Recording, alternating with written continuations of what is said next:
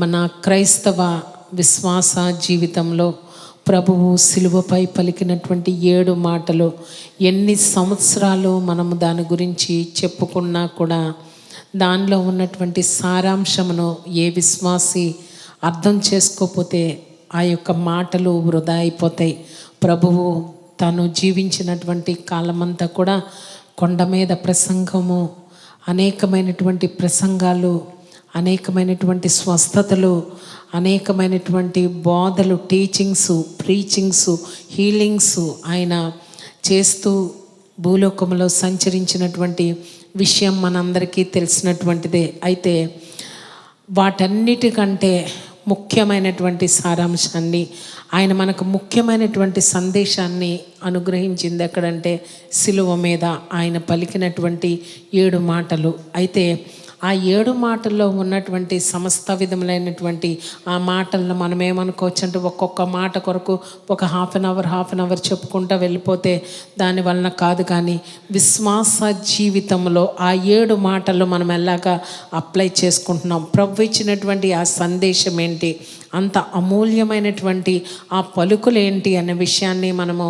ఆలోచన చేయవలసినటువంటి వారమై ఉన్నాము. ఎందుకంటే ప్రభు అయినటువంటి యేసుక్రీస్తు ఆయన సంఘమునకు శిరస్సు అయి ఉన్నారు కనుక ఆయన శరీరమును అంటే ఆయన సంఘాన్ని అమితముగా ప్రేమించి ఆ సంఘమును తనతో చేర్చుకొనబడు వరకు కూడా ఆయన సంఘానికి ఇచ్చినటువంటి గొప్ప ఉపదేశం. అంతే, అక్కడ సిలువలో మరణించినప్పుడు అక్కడ ఆయన దగ్గర ఉన్నటువంటి వారు చాలా తక్కువ మంది.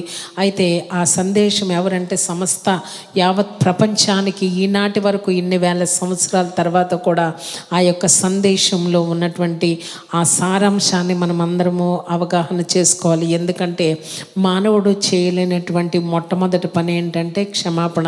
అందుకే ప్రభు అయినటువంటి యేసుక్రీస్తు సిలువ మీద వేలాడినప్పుడు మొట్టమొదటిగా ఆయన పలికినటువంటి మాట ఏమిటంటే, తండ్రి వీరేమి చేయుచున్నారో వీరెరుగరు గనుక వీరిని క్షమించమని కోరినటువంటి విషయాన్ని మనం ఇక్కడ గమనిద్దాం. ఈరోజు మనము 2వ మాటగా మనం చూసినట్లయితే ఆయన చెప్పినటువంటి విషయం ఏంటంటే దొంగకి ఇరుప్రక్కల బ్రేలాడినటువంటి విషయం మనకు తెలిసిందే. అందులో ఒకళ్ళు ప్రభువుని యాక్సెప్ట్ చేశారు, ఒకరు ప్రభువుని రిజెక్ట్ చేశారు. అయితే ఒకరు ఆ యొక్క సిలువ మీద నుంచే ప్రభు అయినటువంటి యేసుక్రీస్తు ఎవరో రుజువు చేసినటువంటి విషయాన్ని మనం చూస్తాం. ఆయన పరలోక రాజ్యంలోనూ మళ్ళీ వచ్చినప్పుడు నన్ను జ్ఞాపకము చేసుకోనమన్నప్పుడు నిశ్చయముగా నేడు నీవు నాతో కూడా పరదైసులో ఉందని ప్రభు చెప్పినటువంటి మాటను మనం చూస్తాం. అంటే అక్కడ మనం చూసినట్లయితే ఒక దొంగ ఆ సాల్వేషన్ని యాక్సెప్ట్ చేసిన విషయాన్ని మనం చూస్తాం. 2వదిగా మనం చూసినట్లయితే ఒక దొంగ దాన్ని రిజెక్ట్ చేశాడు. అయితే తర్వాత ఆ దొంగ ప్రభువుగా అంటే తను అనేకమైనటువంటి సర్మన్స్ వినలేదు, కానీ తను ప్రభు అయినటువంటి యేసుక్రీస్తుని తన ప్రభువుగా తను అంగీకరించినటువంటి విషయాన్ని మనం చూస్తాం. 3వదిగా మనం చూసినట్లయితే అమ్మా ఇదిగోని కుమారుడు అని తన ప్రియమైనటువంటి శిష్యునికి ఇదిగోని తల్లి అని అప్పగించిన విషయాన్ని మనం చూస్తాం. అంటే ఈ లోకంలో ప్రభు అయినటువంటి యేసుక్రీస్తు శరీరధారిగా ఆయన జన్మించినప్పుడు ఆయన తన రెస్పాన్సిబిలిటీస్ విడిచిపెట్టలేనటువంటి విషయాన్ని మనం చూస్తాం. సర్వసాధారణంగా లోకంలో ఉన్నటువంటి మనుషులు బ్రతికి ఉన్నటువంటి తల్లిదండ్రులు లెక్క చేయరు, వాళ్ళని గౌరవించలేరు, వారి యొక్క రెస్పాన్సిబిలిటీస్ తీసుకోలేరు. కానీ ఇక్కడ ప్రభువు అంత పెయిన్ఫుల్ సిచ్యుయేషన్లో ఆయన మరణమగునటువంటి పరిస్థితి ఆయనకి కలిగినప్పటికీ కూడా తన తల్లి యొక్క బాధ్యతను తన సహోదరుల దగ్గర లేని కారణం చేత తన ప్రియమైనటువంటి శిష్యుడైనటువంటి యోహాను, నిరంతరము తన రొమ్మున ఆనుకునగలిగినటువంటి శిష్యుడు ఎవరు అంటే యోహాను. ఆ రొమ్మున ఆనుకునేటటువంటి అనుభవం ఏంటంటే క్రీస్తు యొక్క గుండె చప్పుడు వినగలిగినటువంటి శక్తి కలిగినటువంటి ఒకే ఒక శిష్యుడు ఎవరంటే యోహాను. అందుకే మిగతా శిష్యులెవ్వరూ కూడా ఆ సిలువ దగ్గర రాలేదు. కానీ ఆ సిలువ దగ్గర యేసు తల్లి అయినటువంటి ఆ మరియా ఆ ఫుట్ ఆఫ్ ద క్రాస్ అంటే ఆ యొక్క సిలువ దగ్గర ఆమె ఉంది.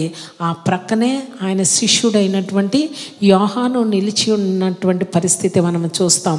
సిలువ మీద ప్రభు అయినటువంటి యేసుక్రీస్తు ప్రేలాడుతూ ఉన్నటువంటి దృశ్యాన్ని మనం చూస్తాం.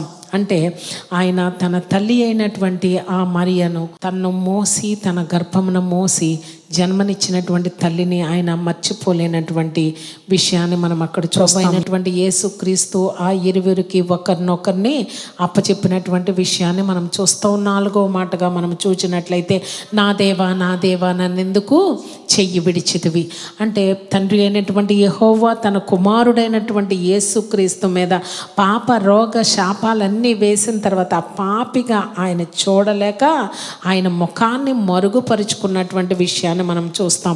ఆయన చేసినటువంటి పాపముల నిమిత్తము కాదు కానీ మన ప్రతి పాపము నిమిత్తము ఆయన ఆ సిలువలో మరణించినటువంటి ఆ కారణం చేత ఆయన తన ముఖాన్ని మరుగు చేసుకున్నటువంటి విషయాన్ని మనం చూస్తాం. అక్కడ తండ్రి కుమారులకి ఉన్నటువంటి ఆ బంధము ఆ రిలేషన్షిప్ కట్ అయిపోయి అక్కడ ఎలాగంటే ఆయన్ని ఒక కుమారునిగా కాదు కానీ పాపిగా చూడబట్టి ఈయన కూడా తండ్రి అని పిలవకుండా నా దేవా నన్నెందుకు చెయ్యి విడిచితివి అని అక్కడ పలికినటువంటి విషయాన్ని మనం చూస్తాం. 5వదిగా మనం చూచినట్లయితే దప్పికొనిచున్నాను అన్న మాటను మనం ఆలోచించినట్లయితే క్రీస్తు శిలువ మీద ఆ మధ్యాహ్నం వేళ మండుటెండలో ఆయన వేలాడుతూ ఆయన పిడికెళ్లలో సముద్రాలు ఉన్నాయి.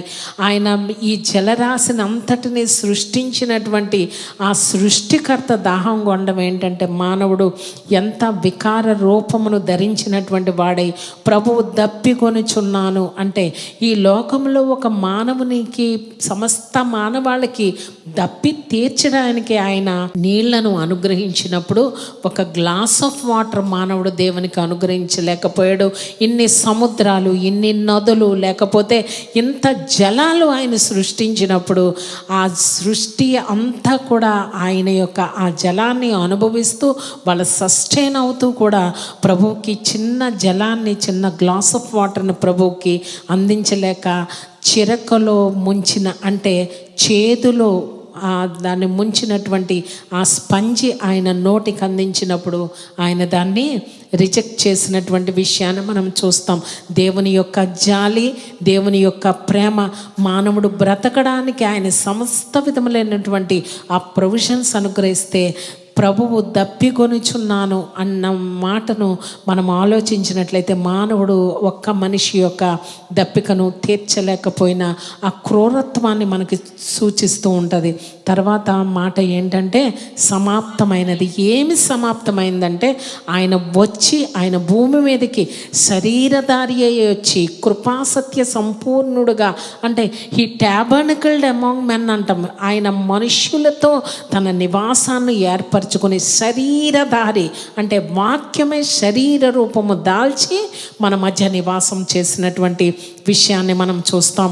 ఏమి సమాప్తమైనదంటే ఆయన మనము ఆది కాండంలో చూసినట్లయితే తండ్రి అయినటువంటి యెహోవా సమస్త సృష్టిని సృజించిన తర్వాత ఆయన సమాప్తమైనదని ఆయన విశ్రాంతి తీసుకున్నటువంటి విషయాన్ని మనం చూస్తాం. ఇప్పుడు కుమారుడైనటువంటి యేసుక్రీస్తు కూడా ఈ సమాప్తమైనదంటే నేను వచ్చినటువంటి పని నేను నిర్వర్తించాను అంటే శరీరధారిగా మనుషుల మధ్యలో నివాసం చేయడం, తర్వాత శిలువ మరణానికి నేను అప్పగించబడ్డం, ఆయన వచ్చినటువంటి పని భూమి మీద చేయవలసినటువంటి పని అది సమాప్తమైనదని 6వ మాటగా మనం చూస్తాం. 7వ మాటగా మనం చూసినట్లయితే తండ్రి నీ చేతికి నా ఆత్మను నా ప్రాణాన్ని కాదు, ఎందుకంటే ప్రాణాన్ని he laid down his life అంటాం. అంటే ఆయన తన ప్రాణాన్ని తన తాను అక్కడ అప్పగించుకున్నాడు అంటే దారపోసినటువంటి విషయాన్ని మనం చూస్తాం. ఏ మానవుడు దేవుని యొక్క శరీరాన్ని దేవుని చంపలేరు అన్న విషయం. దేవకుమారుడు ఆయన మానవుడు 100% హ్యూమన్ 100% డివైన్ కనుక ఆయన ప్రాణాన్ని ఆయన తండ్రికి ఆయన ఆత్మను అప్పగించుకున్నటువంటి విషయాన్ని మనం చూస్తాం. అంటే వీటన్నిటి గురించి మనము ఆలోచించినట్లయితే ఒక్కొక్క మాట గురించి మనం చెప్పుకుంటూ వెళ్తే అంటే దాన్ని ఆచారపరంగా 7 మాటలు మనం 7గురు మాట్లాడుకోవచ్చు. ఒక్క ఒక్కళ్ళే మాట్లాడచ్చు ఏది చేసినా. విశ్వాస జీవితానికి కావలసినటువంటి ఆ నగ్గెట్స్ అంటే అందులో అమూల్యమైనటువంటి ఆ సందేశం అనేది ఇమిడి ఉంది అన్న విషయాన్ని మనము జ్ఞాపకం చేసుకొనవలసినటువంటి వారమై ఉన్నాం. మొట్టమొదటిగా క్రైస్తవ విశ్వాస జీవితంలో అవసరమైంది ఏంటంటే క్షమాపణ.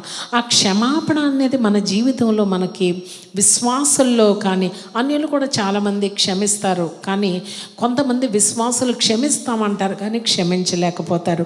అంటే ప్రభు మన పాపాలన్నిటినీ ఆయన క్షమించి మన కొరకు ఆయన సిలువలో మరణించి ఆయన రక్తమును కార్చి మనల్ని పాప విమోచన మనకు కలుగు చేసినటువంటి విషయం మనం చూస్తాం. మన క్షమాపణ దయచేసినటువంటి విషయాన్ని మనము గమనించుకోవాల్సిన వారమై ఉన్నాం. అయితే మనందరి జీవితంలో అనేకమైన వాటిని క్షమించుకోలేం.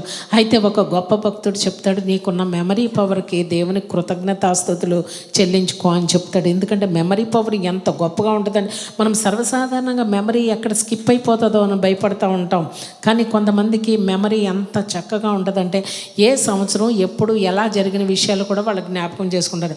వాళ్ళ గొప్ప మెమరీ పవర్ ఉందంట. కానీ ప్రభు అయినటువంటి యేసుక్రీస్తు నీ పాపాలన్నిటి కొరకు నేను చనిపోయాను, నిన్ను క్షమించాను, మరి ఎన్నడూ దానిని ఎత్తొద్దని ప్రభు చెప్తారు.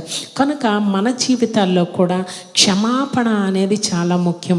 అయితే ఒక భక్తుడు చెప్పినటువంటి ఒక విషయం ఏంటంటే, ఒక మనిషి మన ఎడల తప్పిదం చేసినప్పుడు అతన్ని క్షమించడం అనేది అది గొప్ప అధికారం అంట. అది అందరూ చేయలేని పని అంట. ఎందుకంటే అందరూ ఆ అథారిటీని తీసుకొని దాన్ని ఆపరేట్ చేయలేరంట. ఎందుకంటే గబుక్కుని ఇతరులు మన ఎడల తప్పిదం చేస్తే వాళ్ళని క్షమించేటటువంటి ఆ మంచి లక్షణం మనలో ఉండదు. అంటే ఆ అథారిటీ మనం ఆపరేట్ చేసుకోలేం. అది ఒక అధికారం అంట క్షమించడం కూడా. అందుకే ప్రభు చెప్పాడు, నేను మిమ్మల్ని క్షమించిన ప్రకారం మీరును ఇతరుల్ని క్షమించండి. దేవుని పరిశుద్ధ నామునకు మహిమ కలుగును గాక. ఒక సేయింగ్ ఉంది ఏంటంటే, ఒక మనిషి మీద మనకు నిజంగానే కొంచెం ఏదైనా కోపం, కొద్దిగా గొప్పగా ఏదైనప్పటికీ కోపం ఉందనుకోండి, మనము ఎలాగ వ్యవహరిస్తామంటే ఆ మనిషిని నువ్వు ద్వేషించినట్టయితే నువ్వు మర్డర్ చేసినట్టే, నువ్వు చంపివేసినట్టే అన్న విషయాన్ని మనము చూస్తాం. అంటే ఒకరినొకరు చంపుకోవడం అంటే అవి ఎవరు చేసే పని అంటే బీస్ట్ చేసే పని. అంటే యానిమల్స్ అంటే క్రూరమైనటువంటి జంతువులు చేసేటటువంటి పని ఒకరినొకరు చంపుకోవడం. నువ్వు క్షమించలేకపోతున్నావంటే నీ వ్యవహారం ఎలాగుందంటే ఒక బీస్ట్ లాంటి యాటిట్యూడ్తో, ఆ స్వభావంతో నువ్వు ఉన్నావనేటటువంటి విషయాన్ని జ్ఞాపకం చేసుకోవాలి. నువ్వు ఒక మనిషివైతే నువ్వేం చేస్తావంటే ఇతరులని జడ్జి చేస్తావంట. వాడు పాపి, వీడు పాపి, ఆ తప్పు చేశారు, ఈ తప్పు చేశారు. నిన్ను నువ్వు సెల్ఫ్ ఎగ్జామిన్ చేసుకోవడానికి ఇష్టపడవు, కానీ ఇతరుల్ని జడ్జ్ చేసేవాడు ఎవరంట? మనిషి అంట. కానీ ఇతరుల్ని క్షమించేవాడు ఎవరంట? దేవుడంట. అందుకే దేవుని లాంటి స్వభావం మనం ధరించుకోవాలనే ప్రభు సిలువ మీద వేలాడుతూ, తండ్రి వీరేమి చేయుచున్నారో వీరెరుగరు కనుక వీరిని క్షమించమని చెప్పినటువంటి విషయాన్ని మనం ఇక్కడ చూస్తాం. ఆ రోమన్లు పరిపాలించినటువంటి ఆ కాలంలో ఎవరైనా ఒక మనిషిని క్షమించలేకపోవడం అంటే మరి హత్య చేసినట్టే అనేటటువంటి విషయం మనకు దేవుని యొక్క వాక్యం సెలవిస్తూ ఉంది. ఎవరైనా ఒక మనిషిని కానీ చంపేసినట్లయితే వాళ్ళని ఏం చేసేవారు? కాప్స్ ఉంటుంది కదా, అంటే ఆ చనిపోయినటువంటి మృతదేహాన్ని ఎవరైతే చంపేశారో ఆ చంపిన వాళ్ళ బ్యాక్కి ఆ మృతదేహాన్ని చుట్టేసేవారంట. ఎప్పుడైతే వాళ్ళు చుట్టేశారో వాళ్ళు ఎక్కడికి వెళ్ళినా ఆ డెడ్ బాడీని, ఆ కాప్స్ని వాళ్ళు మోసుకుంటూ వెళ్ళిపోయాలంట. వాళ్ళు తినేటప్పుడు ఆ వెనకే ఆ మృతదేహం ఉంటుందంట. వాళ్ళు పండుకునేటప్పుడు ఆ మృతదేహంతోనే వారు పడుకోవాలంట. ఎక్కడికి వెళ్ళినా వాళ్ళు ఆ మృతదేహంతోనే వాళ్ళు వెళ్ళాలంట. కొంతకాలం అయిన తర్వాత ఆ ఫ్లెష్ అంతా పోయిన తర్వాత బోన్స్ ఉంటాయి, ఆ బోన్స్ను కూడా విడిచిపెట్టడానికి వీల్లేదంట. ఆ బోన్స్తో పాటు ఈ లోపల వీడేమవుతాడంట, అసలు ఒరిజినల్గా కిల్ చేసినోడు ఆ భారాన్ని, ఆ బాధను, ఆ వాసనని నిరంతరం మోసుకుంటూ తిరుగుతూ ఉన్నాడు కనుక ఒకరోజు వాడు కూడా ఆ రకంగానే చనిపోతాడంట. కనుక ఒక గొప్ప భక్తుడు ఏమని తెలియచేశాడంటే, ఆ కార్ప్స్ని ముందు బయటకు పారేయాలంట. అలాగే మన జీవితాల్లో ఏ విధమైనటువంటి మృతదేహాన్ని నువ్వు కట్టుకొని తిరుగుతున్నావు ఒక్కసారి నువ్వు ఆలోచన చేయి. నువ్వు ఎవరిని క్షమించలేకపోతున్నావు, వారిని వీపు మీద కట్టుకుని నువ్వు పడుకున్నప్పుడు, నువ్వు లేచినప్పుడు, నువ్వు నడిచినప్పుడు, నువ్వు ఎక్కడికి వెళ్ళినా, నువ్వు తినేటప్పుడు అన్ని సందర్భాల్లో వాడిని నువ్వు మోసుకుంటూ వెళ్ళావు. కనుక మనం ఏం చేయాలంటే ఆ మృతదేహం మన దగ్గర ఉండడానికి వీల్లేదు అంటే ఏం చేయాలంటే నువ్వు ఇతరుల్ని, నీకు ఎవరైనా ఆఫెన్స్ చేశారనుకో వారిని మనము క్షమించవలసినటువంటి వారమై ఉన్నాం. ప్రభువు ఇచ్చినటువంటి గొప్ప అధికారం ప్రతి విశ్వాసకి ఏంటంటే క్షమించడం అంటే మామూలు విషయం కాదు. అందరూ చేయలేరు క్షమించడం. ఎందుకంటే అది వారి జీవితంలో సాతాను పెట్టినటువంటి గొప్ప ఆయుధంగా మనం చూస్తాం. అయితే క్షమాపణ అనేటటువంటి అధికారాన్ని ప్రభు మనకిచ్చారు కనుక మనము కూడా ఇతరులను క్షమిస్తే మనము ఆ ప్రిజన్లోంచి ఫ్రీ అయిపోతామంట. దేవుని పరిశుద్ధ నామమునకు మహిమ కలుగునుగాక. అయితే చివరికి యేసు ప్రభు చనిపోయారని తెలుసు మనకి. సృష్టి అంతా దాని యొక్క క్రమాలు చేసింది.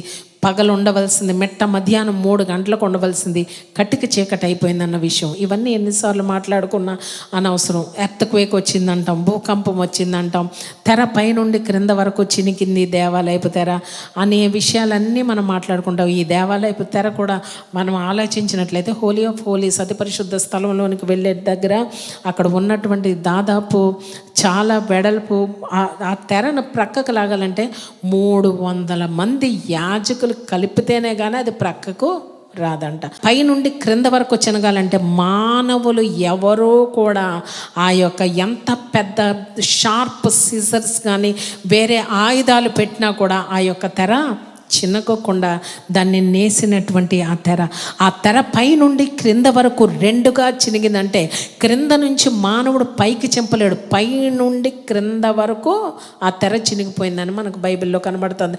ఆ పైనుండి క్రింద వరకు ఆ చింపింది ఎవరంటే తండ్రి అయినటువంటి యెహోవా. దేవుని పరిశుద్ధ నామమునకు మహిమ కలుగును గాక.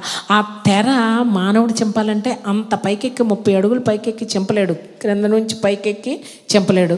కనుక క్రింద నుండి చింపాలి మానవుడైతే. కానీ పైనుండి అక్కడ వచనంలో ఉంటుంది చూడండి, దేవాలయపు తెర పైనుండి క్రింది వరకు చినిగెను అంటే పైనుండి క్రింద వరకు చింపేదంటే తండ్రి అయినటువంటి యెహోవా ఒక్కనికే ఆ అధికారం ఉంది. కనుక ఆ తండ్రి ఆ తెరను చింపినటువంటి విషయాన్ని మనం చూస్తాం.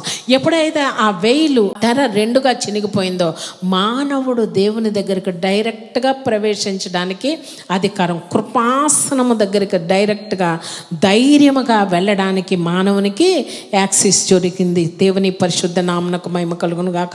అంతకుముందు ప్రధాన యాజకుడు మనుష్యుల పక్షంగా వెళ్ళి దేవునికి విజ్ఞాపన చేసేవాడు. ఆర్క్ ఆఫ్ ద కవెనెంట్ దగ్గర ఆ మెర్సీ సీట్ మీద దేవుడు ముఖాముఖిగా మాట్లాడేటటువంటి స్థలం అది. కానీ ఇప్పుడు ప్రతి మానవుడు కూడా దేవుని దగ్గరకు వెళ్ళి మాట్లాడేటటువంటి ధైర్యం ఎలాగొచ్చిందంటే ఆ తెర పైనుండి క్రింద వరకు అదే సెపరేషన్ అనమాట. మానవునికి దేవునికి మధ్య ఉన్నటువంటి ఆ సెపరేషను దేవుడు తొలగించినటువంటి విషయాన్ని మనం చూస్తాం. దేవుని పరిశుద్ధ నామమునకు మహిమ కలుగును గాక. అయితే ఆ శరీరము రక్తపు ముద్దలో ఆ స్పాట్లో ఆ బ్లడ్లో మునిగిపోయి అక్కడంతా ఒక పూల్లాగా అయిపోయి ఉంటుంది ఆ రక్తం. ఆ రక్తంలో ఆయన యొక్క శరీరం ముద్దలాగా పడి ఉన్నప్పుడు ఆ దేహం ఎంతమందికి కావాలో ఒకసారి చెప్పండి.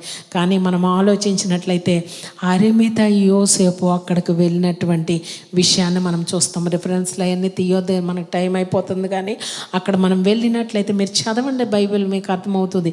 అందులో అరిమిత యోసేపు అంతకుముందు ఆ సమాధిలో ఎవరు పాతి పెట్టబడలేదు. ఆయన కొరకు, ఆయన వెరీ రిచ్ బిజినెస్ మ్యాన్ కనుక ఆయన కొరకు ఆయన క్రొత్తగా ఒక సమాధి తొలిపించుకున్నటువంటి విషయాన్ని మనం చూస్తాం. ఎప్పుడైతే ఆ సమాధి ఆయన తొలిపించుకున్నాడో అందులో తను అనుకున్నాడంట, నేను ప్రభువుని నేను ప్రేమిస్తున్నాను. ఎంత ప్రేమిస్తున్నానంటే నా కొరకు నేను తొలిపించుకొని, నా కొరకు నేను వెల చెల్లించి, నా కొరకు నేను సిద్ధపరుచుకున్న ఆ సమాధిలో నా ప్రభువుని పెడతానని రాత్రి సమయంలో ఎవరూ చూడనటువంటి సమయంలో ఎవరికి అవసరం లేనటువంటి ఆ శరీరాన్ని, నాకు ఆ శరీరం కావాలి, ప్రభు యొక్క శరీరం కావాలి, ప్రభువుని నేను ప్రేమిస్తున్నాను కనుక ఆ ముద్దగా పడి ఉన్నటువంటి శరీరం అయినా పర్వాలేదు కానీ నాకు ఆ ప్రభు కావాలి, నా ప్రభు కావాలి, నేను ప్రేమించాను కనుక ఆ దేహాన్ని తనకు హ్యాండ్ ఓవర్ చేయమని పిలాతును కోరుకున్నటువంటి విషయాన్ని మనం చూస్తాం. మనందరి జీవితాల్లో మనం అనుకుంటాం, ప్రభు మిరకిల్స్ చేసినప్పుడు, ప్రభు టీచింగ్ చేసినప్పుడు మనం ఆయన ప్రసంగాలు వెళ్ళడానికి ఇష్టపడతాం. ప్రభు హీలింగ్స్ చేసేటప్పుడు ఆ హీలింగ్లో మనం మేనిఫెస్టేషన్స్ ఏమైనా జరుగుతాయేమని వెళ్తాం. సూపర్ న్యాచురల్ కార్యాలు జరిగేటప్పుడు ఆ సూపర్ న్యాచురల్ కార్యాల్లో నేను కూడా ఒక భాగమై ఉండాలని ప్రభు దగ్గరికి మనం వెళ్తాం. ఇప్పుడు ప్రభు దగ్గర ఆఫర్ చేయడానికి ఆయన దగ్గర ఏమీ లేదు. అటువంటి సమయంలో ఆ దేహం ఎవరికి కావాలన్న విషయాన్ని మనం చేసినట్లయితే గుడ్డి భర్తమై ఏమైపోయాడు? అనేక మంది వ్యాధుల్లో స్వస్థపరిచినప్పుడు అనేక మంది స్వస్థపరచబడ్డారు. వాళ్ళు ఏమైపోయారు?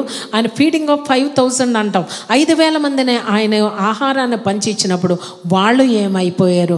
అనే ఆ 10 మంది లెపర్స్ ఏమైపోయారు? లేకపోతే చివరికి చనిపోయి పునరుత్థానుడైనటువంటి లాజరు ఏమైపోయాడు? నాయని విధవరాలు కన్నీళ్లు తుడిచి ఆమెను లేపినటువంటి ఆ యొక్క బిడ్డ ఏమైపోయాడంటే ఎవ్వరూ ప్రభు దేహం దగ్గరికి రాలేదు. అనేక మంది దేహాలని ప్రభువు ముట్టి స్వస్థపరిచారు. 12 సంవత్సరాల నుంచి రక్తస్రావ రోగము కలిగినటువంటి స్త్రీని ముట్టి స్వస్థపరిచారు. ఆమె ఏమైపోయింది? యాయీరు కుమార్తె చనిపోయినటువంటి ఆమెను ఆయన పునరుత్థానం అనుగ్రహించి ఆయన లేపారు. వాళ్ళు ఏమైపోయారు? వాళ్ళ ఫ్యామిలీ ఏమైపోయింది? వాళ్ళ రిలేషన్స్ ఏమైపోయింది? ప్రభువుని స్నేహితులుగా వెంబడించిన వాళ్ళు ఏమైపోయారు? లేకపోతే ఆయన శిష్యులు ఏమైపోయారు? ఆయన కుటుంబీకులు ఏమైపోయారు? అంటే ఎవ్వరికి యేసు ప్రభు యొక్క దేహము అవసరం లేదు. ఎందుకంటే ప్రభువుకి ఆఫర్ చేయడానికి ఆయన శరీరంలో ఏమి లైఫ్లెస్ అయిపోయాడు. ఆయన దగ్గర ఇంక ఏమీ లేదు. నేను స్వస్థపరుస్తాను రా అంటే వస్తారు, లేకపోతే మీ కొరకు మేము ప్రార్థన చేస్తాం రండి అంటే వస్తారు, లేకపోతే ఏమైనా ఆఫర్స్ ఇస్తే వస్తారు. ఇప్పుడు ప్రభు దగ్గర ఆఫర్ చేయడానికి ఏమి లేదు. అటువంటి సమయంలో అరిమిత యోసేపు ప్రభు యొక్క దేహాన్ని, నేను ప్రభువుని ప్రేమించాను, ఆయన్ని ప్రేమించాను కనుక ఆయన దేహాన్ని నాకు ఇమ్మని ఆయన పిలాతు దగ్గరికి వెళ్ళినటువంటి విషయాన్ని మనం చూస్తాం. ఇప్పుడు మనం దాన్ని స్పిరిచువలైజ్ చేసుకొని మన మాటల్లో మాట్లాడుకోవాలంటే ఆ body of Christ, body of Jesus Christ ఏంటంటే క్రీస్తు యొక్క సంఘం. ఈ సంఘంలో ఎవరైనా పై స్థితిలో ఉండి మంచి ఫంక్షన్ చేశారనుకోండి, ఆ ఫంక్షన్ మనం ఎంతో దాన్ని పొగుడుతాం. లేకపోతే వాళ్ళ హై స్టేటస్లో ఉన్నారనుకోండి, వాళ్ళ మంచి స్థితిలో ఉన్నారనుకోండి, వాటిని మనం ఎంతో గౌరవిస్తూ వాళ్ళని మనం ఎంతో ఎంకరేజ్ చేసినట్లు మనం మాట్లాడుతూ ఉంటాం. కానీ కొన్ని పరిస్థితులు వాళ్ళు పడిపోయి ఉంటారు, కొన్ని పరిస్థితుల్లో వాళ్ళు చెదిరిపోయి ఉంటారు, కొన్ని సందర్భాల్లో వాళ్ళు విరిగిపోయి ఉంటారు. బాడీ ఆఫ్ క్రైస్ట్లో అంటే మన సంఘములో ఎవరు చితికిపోయి ఉన్నారో, ఎవరు నలిగిపోయి ఉన్నారో, ఎవరు వేదనలో ఉన్నారో, ఎవరు బాధల్లో ఉన్నారో, వాళ్ళను ఏమీ నీకు ఇవ్వలేనటువంటి పరిస్థితిలో వాళ్ళ దగ్గరకు వెళ్ళి నువ్వు ఆదరించగలుగుతున్నావా లేదా, ప్రేమించగలుగుతున్నావా లేదా అని ప్రతి సంఘముతో ఈరోజు హరిమిత ఈ యోసేపు యొక్క సందేశాన్ని మనము తెలుసుకొనవలసినటువంటి వారమై ఉన్నాం. మనం సర్వసాధారణంగా అక్కడ ఆయనకి ఏమి లేదంటే చెప్పండి, ఒక స్పాట్ లైట్ లేదంట, ఒక వర్షిప్ టీం లేదంట. ఈయన ఇప్పుడు యేసు ప్రభు దేహాన్ని తెచ్చేటప్పుడు కానీ పిలాతు దగ్గరికి వెళ్ళేటప్పుడు కానీ క్రౌడ్స్ అందరూ లేరంట. మనము అందరూ చూసి మనల్ని నోటీస్ చేసేటప్పుడు గొప్ప గొప్ప కార్యాలు చేస్తాం, ఎందుకంటే అందరూ చూస్తారు మళ్ళీ మన గురించి చెప్పుకోవాలని. కానీ తనకు చెప్పుకోవడానికి ఎవ్వరూ లేరు. ఒంటరిగా రహస్యంగా తాను ప్రభు దేహం కొరకు వెళ్ళినటువంటి విషయాన్ని మనం చూస్తాం. ఎందుకంటే కాసేపు ఆ రోజు నెక్స్ట్ డే మళ్ళీ సబ్బాతు ఏ పని చేయడానికి వీల్లేదు. ఒకవేళ యేసు దేహాన్ని అలాగా ముద్దలాగా ఆ సిలువ మీద తీసి అక్కడే పాడవేసి ఉంటే ఎవరు తింటారు చెప్పండి? అనేకమైన ప్రెడేటర్స్ వచ్చి తినేస్తాయి, యానిమల్స్ వచ్చి తినేస్తాయి, పక్షులు వచ్చి తినేస్తాయి. ఆ రక్తపు ముద్దలు ఎత్తుకొని పోవడానికి, లేకపోతే ఆ యొక్క శరీరాన్ని పీక్కు తినడానికి వచ్చేస్తాయి. కనుక ఈ దేహాన్ని నేను ఎవరికి ఇవ్వను. కనుక మనం సంఘములో జీవిస్తున్నప్పుడు సంఘ కాపర్లు కూడా, లేకపోతే సంఘ విశ్వాసులు కూడా ప్రభు యొక్క శరీరాన్ని మనము ఖచ్చితంగా ప్రేమించబద్దులమై ఉన్నాం. ఎందుకంటే ఆ శరీరము వేరొకరికి మనం అప్పచెప్పడానికి వీల్లేదు. ఆ శరీరము క్రీస్తు యొక్క శరీరం అంటే ప్రతి విశ్వాసి కూడా మనం అవయవమై ఉన్నాము. కనుక ఒక శరీరి బాధపడుతున్నప్పుడు మనం ఏం చేయాలంటే వాళ్ళ యొక్క హై పొజిషన్లో ఉన్నప్పుడు కాదు, వాళ్ళ పడిపోయినటువంటి పరిస్థితుల్లో కూడా ఆ దేహాన్ని మనము కాపాడవలసినటువంటి వారమై ఉన్నటువంటి విషయాన్ని మనకు తెలుస్తూ ఉంది. ఎందుకంటే మనము ఆయన అరిమిత యోసేపు యేసు ప్రభు యొక్క శరీరాన్ని ప్రేమించాడు, ప్రభువుని ప్రేమించాడు. అలాగే మనము కూడా క్రీస్తు యొక్క సంఘాన్ని, ప్రభు యొక్క సంఘాన్ని నీకు ఇష్టం ఉన్నా లేకపోయినా నువ్వు ఖచ్చితంగా ప్రేమించవలసినటువంటి వారమై ఉన్నాం. లోకస్వార్త 22:44 ఒకసారి చూడండి. ఆయన వేదన పడి మరింత ఆతురంగా ప్రార్థన చేసినప్పుడు ఆయన చెమట నేలను రక్తముగా ఒలికినటువంటి విషయాన్ని మనం చూస్తాం. ఎందుకు ఆయన యొక్క రక్తము నేలను ఒలికింది అన్న విషయాన్ని మనం ఆలోచిస్తే, ఆది కాండంలో మానవుడు చేసినటువంటి అవిధేయమైనటువంటి పనికి ఆయన భూమిని శపించినటువంటి విషయాన్ని మనం చూస్తాం. ఇంకా ఎన్నడూ నువ్వు ఇతనికి ముళ్ళ తప్పులో గచ్చ పొదలు అయ్యే ఇవ్వగానే అతని చెమటోడ్చి కష్టపడి పనిచేస్తాడు అని చెప్పినటువంటి విషయాన్ని మనం చూస్తాం.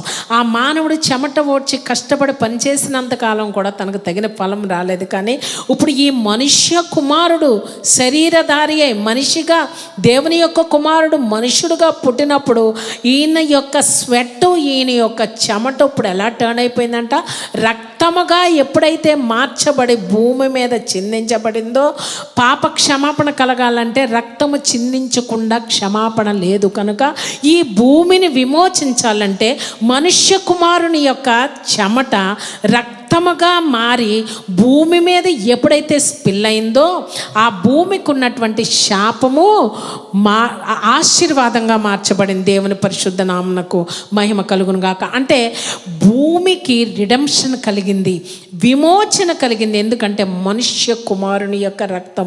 మొదటి పేతురు రాసినటువంటి పత్రిక 3వ అధ్యాయము 18వ మొదటి మాట చెప్పండి. ఏలయనగా మనలను దేవుని యొద్దకు ఇప్పుడు ఒక మాట, మనల్ని దేవుని యొద్దకు తెచ్చుటకు అన్న విషయాన్ని మనం మాట్లాడుకుందాం. మనము దేవునికి మన పాపాల వల్ల మన సిన్ను మనం సెపరేట్ చేసి దేవుని నుండి మనల్ని దూరంగా తీసుకుని వెళ్ళిపోయింది. ఇప్పుడు ప్రభు అయినటువంటి యేసుక్రీస్తు ఆయన శిలువ మరణం తర్వాత ఆయన చేసినటువంటి పని ఏంటంటే, దేవుని పరిశుద్ధమైనటువంటి దేవుణ్ణి ఒక చేతిలో పట్టుకొని, తర్వాత పాపములు చేసినటువంటి మానవుని ఇంకొక చేతిలో పట్టుకొని, తర్వాత ఆయన బ్లడ్ ఆఫ్ ద క్రాస్, ఆ బ్లడ్ ద్వారా ఈ ఉభయుల్ని ఏకపరిచాడంట. దేవుని పరిశుద్ధ నామమునకు మహిమ కలుగును గాక. మొదటి తిమోతికి వ్రాసినటువంటి పత్రిక 2వ అధ్యాయము 5వ వచనమును, దేవునికి మానవునికి మధ్యవర్తి ఒక్కడే, ఆయన యేసుక్రీస్తు అనేటటువంటి నరుడు అన్నటువంటి ఈ ఇద్దరికి మధ్య సమాధానం లేదు. ఎందుకంటే పాపము చేసి దేవుని నుండి దూరముగా వెళ్ళిపోయినటువంటి ఆ మానవుని తీసుకుని వచ్చి దేవునితో రికన్సైల్ చేసినట్లు సమాధానపరిచినటువంటి విషయాన్ని మనం చూస్తాం. దేవుని పరిశుద్ధ నామమునకు మహిమ కలుగును గాక. రోమీలకు రాసినటువంటి పత్రిక 5వ అధ్యాయము 10వ వచనంలో మనం చదివినట్లయితే, ఏలయనగా శత్రువులమై ఉండగా ఆయన కుమారుని మరణము ద్వారా మనము దేవునితో సమాధానపరచబడిన వారమై ఆయన జీవించుట చేత మరి నిశ్చయముగా రక్షింపబడదుము. దేవుని పరిశుద్ధ నామమునకు మహిమ కలుగును గాక.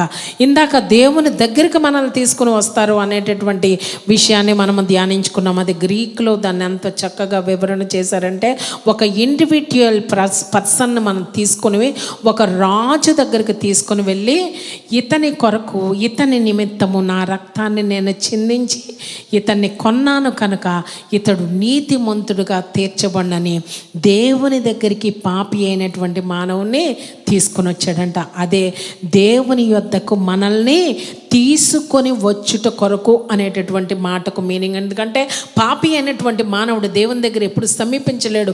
ఇంకా దూరం వెళ్ళిపోయినప్పుడు ఒక మనిషి ఖచ్చితంగా మన స్థానంలో నిలబడి, ఇతన్ని నా రక్తం వెల చెల్లించి నేను కొన్నాను కనుక తీసుకొని వచ్చి రాజు దగ్గరికి ప్రజెంట్ చేయడం అంటే, దేవుని దగ్గరికి మనల్ని ఆ కృపాసనం దగ్గరికి ధైర్యంగా వెళ్ళడానికి ప్రభు మనకి ఒక గొప్ప అవకాశాన్ని అనుగ్రహించడం కొరకే ఆయన సిలువలో మరణించాడు అనేటటువంటి విషయాన్ని మనం ఇక్కడ జ్ఞాపకము చేసుకొనవలసినటువంటి వారమై ఉన్నాం.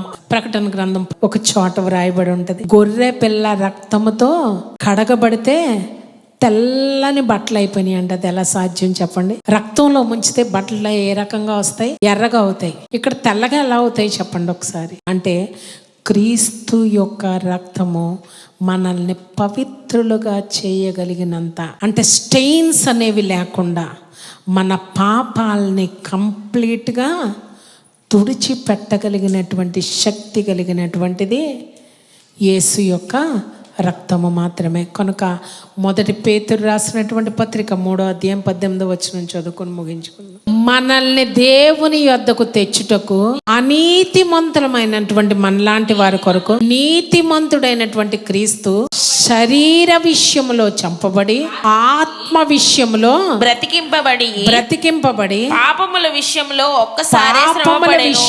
ఒక్కసారి once for all paid in full. అటువంటి ధన్యకరమైన జీవితం ఆ పరిశుద్ధాత్ముడు మనందరికీ అనుగ్రహించును గాక. ఆమేన్.